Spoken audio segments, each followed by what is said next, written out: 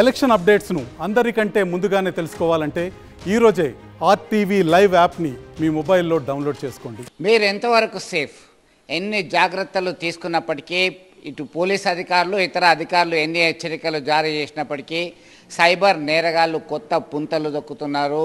వారి మార్గాల్లో మాటు వేసి కొల్లగొడదామని చూస్తున్నారు కేటుగాళ్ళు. తాజాగా కరీంనగర్లో ఓ ఘటన చోటు చేసుకుంది. మీ కుమారుడు ఎక్కడున్నారు, మేము పోలీసులం మాట్లాడుతున్నామంటూ పోలీస్ సైరన్ సైతం మోగించాడు. మాదక ద్రవ్యాలతో పట్టుబడ్డాడని చెప్పేసి హెచ్చరించారు. మీ బాబు సేఫ్గా ఉండాలంటే మేము అడిగినంత ఇవ్వాల్సిందే అని చెప్పేసి వాట్సాప్ కాల్ ద్వారా చేసినటువంటి ఘటన కలకలం సృష్టిస్తుంది. ఏం జరిగింది అసలు? మనతో మాట్లాడడానికి ఫణిత మున్పెల్లి ఉన్నారు. వీరి అబ్బాయికి సంబంధించి వీరికే వచ్చింది ఫోను. ఇక చెప్పండి, ఎప్పుడు ఫోన్ వచ్చింది, ఏం మాట్లాడారు అసలు? నిన్న మధ్యాహ్నం 12 o'clock అండి. యాక్చువల్లీ నేను తిమ్మాపూర్లో ఎంఆర్ఓ ఆఫీస్లో ఉన్నాను ఒక చిన్న పని మీద. సో అప్పుడు నాకు సడన్గా వాట్సాప్ కాల్ వచ్చింది. అంటే నేను ఆ పేపర్స్ వచ్చాయి, సైన్ చేసినాను, టేబుల్ పైన ఫోన్ పెట్టాను. సో వాట్సాప్ కాల్ రాగానే జస్ట్ మూవ్ చేయగానే ఏంటంటే పోలీస్ యూనిఫామ్లో ఉన్నాడు, సిబిఐ అని కింద వచ్చిందనమాట. సో సంబడీ ఈజ్ కాలింగ్ అనుకొని నేను లిఫ్ట్ చేయగానే గంభీరంగా, అంటే యాజ్ అ పోలీస్ ఆఫీసర్ ఎట్లా మాట్లాడతాడో అట్లా అమిత్ బాబు ఎక్కడ ఉన్నారు అని అడిగారు. అంటే హిందీలో అడిగారనమాట. అమిత్ బాబుకి ఇద్దరే బోలితో అమిత్ బాబు గర్మే హే, ఇద్దరు బాహర్ హే బోల్కే బోలా.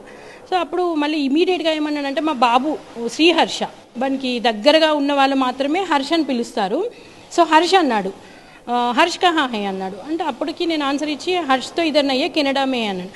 సో ఎట్లా అంటే ఒక పోలీస్ ఆఫీసర్ ఇన్వెస్టిగేట్ చేసినట్టుగా आप कनाडा को क्यों भेजे उसको, हर्ष को, हर्ष पढ़ाई के लिए भेजा ना, ये तो ये पूरा ड्रग्स भेजने के लिए भेजा क्या बोल के बोला. నేను అనుకున్న షాక్ అయినా. అంటే ఏంటి అసలు వీడు, అంటే ఇప్పుడే సమ్మర్ హాలిడేస్ ఉన్నాయి, వాడు వెకేషన్లో ఉన్నాడు, ఏమైనా హోటల్లో వెళ్ళాడా, హిందీ మాట్లాడుతున్నాడు, తను హిందీలో మాట్లాడుతున్నాడు కాబట్టి వీడికి నైబర్హుడ్ ఉన్నారు కొంతమంది, వాళ్ళు ఏమైనా కాల్ చేశారా, మరి పోలీస్ ఆఫీసర్ అన్నారు అని నేను సడన్గా వాట్ హ్యాపెండ్ అనగానే మీరు ఇమీడియట్గా డబ్బులు వేసేయండి, మేము ఒక నెంబర్ ఇస్తాము, మేము బాబుని వెహికల్లో తీసుకెళ్తున్నాము, మీరు వేస్తే కాంప్రమైజ్కి వచ్చి మేము బాబుని వదిలేస్తాము అని చెప్పారు.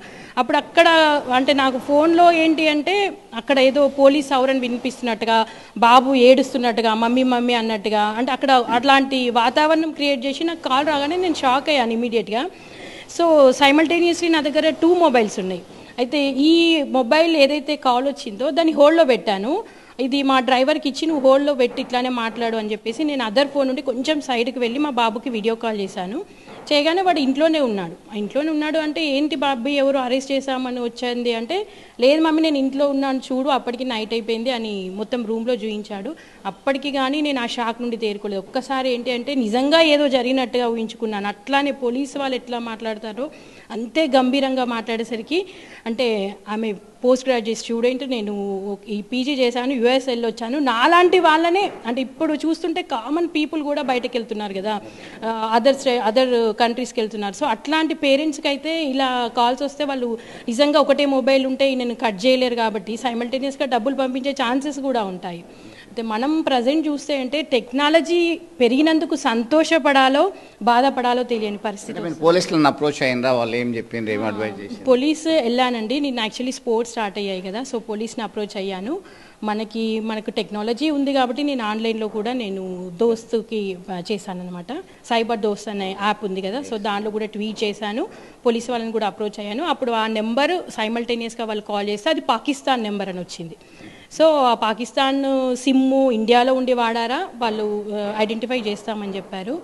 బట్ ఏంటి అంటే నిజంగా చూస్తే ఇప్పుడున్న పరిస్థితిలో ఇంటికొకరు బయట దేశాల్లో ఉంటున్నారు.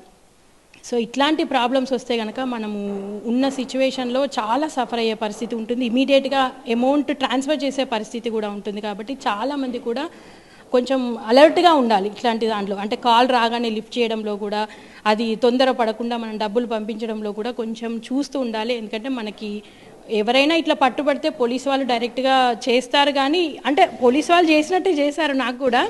అసలు యాక్చువల్లీ పోలీస్ వాళ్ళే చేశారు, నిజంగానే వాడికి ఏమో అయ్యింది, వాడు ఎక్కడైనా ఉన్నాడేమో అన్న సిచ్యువేషన్ని క్రియేట్ చేశారు నాకు. సో ప్రజెంట్ ఉన్న సిచ్యువేషన్లో మాత్రం నిజంగా చూస్తే అదే ప్రాబ్లం ఉంది. టెక్నాలజీ పెరిగినందుకు బాధపడాలో ఇప్పుడు సంతోషపడాలో అర్థం కాని పరిస్థితి ఏర్పడిందండి. అంటే మీ డీటెయిల్స్ అన్ని కూడా కనుక్కొని పక్కా ప్లాన్తోనే చేసిందనుకోవచ్చా? హర్ష అన్నాడు, అమిత్ అన్నాడు. ప్లాన్ అవును, అమిత్ బాబు అని నిజంగా అమిత్ బాబు నీకు తెలిసిన పర్సన్ లాగానే కాల్ చేశాడు. కాయ అమిత్ బాబుకి ఇదరే బోల్కే బోల్తో నేను పరేషాన్ అయిపోయాను. అంటే అట్లీస్ట్ హర్షని క్లోజ్ వాళ్ళే శ్రీహర్ష అని పిలుస్తారు, కానీ క్లోజ్ వాళ్ళే హర్షని పిలుస్తారు. వాడు ఏదో వాడి ఇన్స్టాలను దేనిలోనో హర్షని పెట్టుకొని ఉంటాడు. అంటే అంత క్లియర్గా వాళ్ళు ఆ డేటాని తీసుకొని మాలాంటి వాళ్ళకి కాల్ చేయడము, మేము ఎక్కడున్నామో తెలియదు. ఒక 1 hour నాకు 1 hour చేస్తూనే ఉన్నాడు. మళ్ళీ ఆ కాల్స్ నేను కట్ చేసిన కొద్దీ కూడా చేసి వేసారా, డబ్బులు వేసినారా అని ఏదో నెంబర్ ఇవ్వడానికి ట్రై చేశాడు. బట్ నేను బ్లాక్ చేసేసాను. నిజంగా చూస్తే చాలా బాధేసింది. అప్పుడే నేనైతే షాక్లో ఉండి అసలు అక్కడ పడిపోయే పరిస్థితి ఏర్పడింది. నిజంగా ఏదో జరిగింది మా బాబుకి. అంత దూరంలో ఉంటారు పిల్లలు, చిన్న పిల్లలు కదా. సో పేరెంట్స్కి మాత్రం ఇది చాలా పెద్ద ఇష్యూ. ఇప్పుడు చాలామంది కూడా అలర్ట్గా ఉండాలి ఇలాంటి విషయాల్లో. మీరు అన్నట్టుగా ఈ మధ్యకాలంలో మీకు కొరియర్ వచ్చింది, ఆ కొరియర్కి సంబంధించి డ్రగ్స్ ఉన్నాయి, దీనికి వచ్చి సెటిల్ చేసుకొని అని చెప్తున్నటువంటి పరిస్థితి. ఇప్పుడు తాజాగా బాబు డ్రగ్స్తో పట్టుబడ్డాడు అనేటువంటి వార్నింగ్ ఇవ్వడము, అమౌంట్ సెటిల్మెంట్ రావడంతో చాలామంది మీరు అన్నట్టుగా మోసపోయేటువంటి ప్రమాదం ఉంది, అవకాశం ఉంది. ఎట్లాంటి జాగ్రత్తలు తీసుకుంటే బెటర్? మెయిన్గా చూస్తే మనం బాబు ఫోటో ఒకసారి చూసి మనం ఏంటి అంటే, ఇది బాబు అంటే గ్రాడ్యుయేషన్లో ఉన్నాడు. ఇప్పుడు గ్రాడ్యుయేషన్ చేస్తున్నాడు బీటెక్. యాక్చువల్లీ కెనడాలో. చిన్నవాడు అంటే 20 years 18కే వెళ్ళాడు. ఇంత చిన్న బాబు పట్టుబడ్డాడంటే మనకి తెలిసి తెలియక ఏదైనా హోటల్లో ఉన్నాడో, ఎవరైనా పట్టుబడితే వీడు ఆ గ్యాంగ్లో ఉన్నాడో అన్న సందేహాలు కూడా వస్తాయి. అంటే ఈ రోజుల్లో మనం చూస్తే డ్రగ్స్తో యాక్చువల్లీ అప్పుడు హిందీ కన్నడలో మాట్లాడరు. నాకు ఐడియా ఉంది, బట్ మనం తర్వాత ఆలోచిస్తే అక్కడ హిందీ మాట్లాడే వాళ్ళు ఉండరు కదా అన్న ఆలోచన తర్వాత పోయింది. కానీ అప్పుడు ఉన్న సిచ్యువేషన్లో వాడు కరెక్ట్గా డేటా ఇచ్చేసరికి హర్ష్ आप क्यों भेजे, पढ़ाई करने के लिए भेजा, नहीं तो ड्रग्स भेजने के लिए भेजा, పోలీస్ ఆఫీసర్ ఎట్లా ఎంక్వైరీ చేస్తాడో అట్లా ఎంక్వైరీ చేశాడు. సో ఒక థీమ్గా అంటే ఒక డిపార్ట్మెంట్ నుండి ఎలా అయితే కాల్ వచ్చిందో అట్లానే వచ్చింది. కాబట్టి నేను అంత ఐడెంటిఫై చేయలేకపోయాను. తర్వాత చూస్తే హిందీ మాట్లాడారు కెనడాలో, అది కాకపోతే వెనకాల సైరన్ మోగించడము, పోలీసు వాళ్ళ వ్యాన్ వచ్చినట్టు, అక్కడ ఎవరినో అరెస్ట్ చేసినట్టు, అదంతా సీను వాళ్ళు క్రియేట్ చేశారు అక్కడ అనమాట, ఫోన్ కాల్లో కూడా. సో ప్రజెంట్ మనం చూస్తున్నాము ఈ మాఫియా మేబీ తయారైందేమో ఇలా బెదిరిస్తూ. ఎందుకంటే ఆటోమేటిక్గా మనకు అప్పుడు డ్రగ్స్తో ఇప్పుడు చాలామంది పట్టుబడుతున్నారు కాబట్టి ఇదొక ఛాన్స్గా తీసుకొని ఏదైనా గ్యాంగ్ ఉంటే ఇట్లా ఇప్పుడు సైబర్ నేరాలకు పాల్పడుతుంది. కాబట్టి చాలామంది ఇప్పుడు అలర్ట్గా ఉండండి. నిన్న ఒకటి ఐసిఐసిఐ బ్యాంక్ మేనేజర్ కూడా చెప్పారు నాకు, వాళ్ళ కస్టమర్ కూడా 1 lakh rupees ట్రాన్స్ఫర్ చేశారని. డాక్టర్ అయి ఉండి వీడియో కాల్ పెట్టి అక్కడ వెనకాల ఏదో వాయిస్ కూడా ఇచ్చారంట. సో అట్లాంటి గ్యాంగ్లు కూడా ఉన్నాయి కాబట్టి చాలా అలర్ట్గా ఉండండి. మెయిన్గా ఫైనాన్షియల్గా ఇలా జరుగుతుంది. క్రైమ్ మోసాలన్నీ జరిగేది ఫైనాన్స్ కాబట్టి పని లేని వాళ్ళు చాలామంది ఇది ఒక పనిగా పెట్టుకున్నారు. అంటే డబ్బు సంపాదించడమే ఇలాంటి వేలో ఈజీగా ఉంటుంది కాబట్టి చాలామంది ఇలాంటి వేని అప్రోచ్ అవుతున్నారు. కాబట్టి ఎంత చదువుకున్నా కానీ, ఎంత టెక్నికల్ నాలెడ్జ్ ఉన్నా కానీ కొంచెం అలర్ట్గా ఉండాలని కోరుతున్నాను.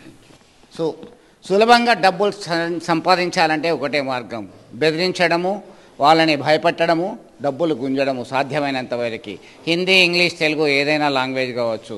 మీ బాబు చూశారు కదా, మీ బాబు ఎక్కడ ఉన్నాడు, అమిత్ ఎక్కడ ఉన్నాడు, ఆయన హర్ష ఎక్కడ ఉన్నాడు అని చెప్పేసి ఒక సీరియస్గా ఎంక్వైరీ చేయడం, ఇక్కడ డ్రగ్స్తో మా వద్ద ఉన్నాడని చెప్పి సినిమా క్రియేట్ చేయడము, సైబర్ నేరస్తులు కొత్త పుంతలు తొక్కుతూ డబ్బులు గుంజే ప్రయత్నం చేస్తున్నారు.